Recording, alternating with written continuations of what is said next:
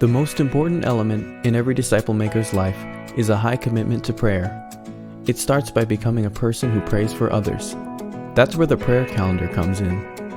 This tool was designed to help you pray for people daily, encourage others, and develop deeper relationships. Here's how it works.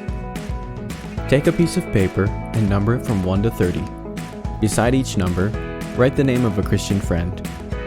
Look at what day of the month it is and take 5 minutes to contact that day's person. If it's the 5th, contact the 5th person on the list. Call or text saying something like, "Hey, you're on my prayer calendar today.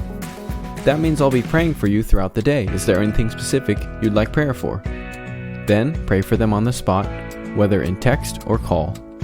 Repeat for the next day. If you want to be a disciple maker, develop a life of prayer.